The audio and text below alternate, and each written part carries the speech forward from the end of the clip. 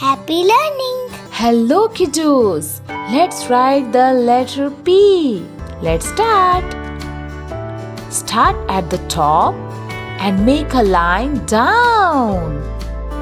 Then go back to the top and go round to the middle.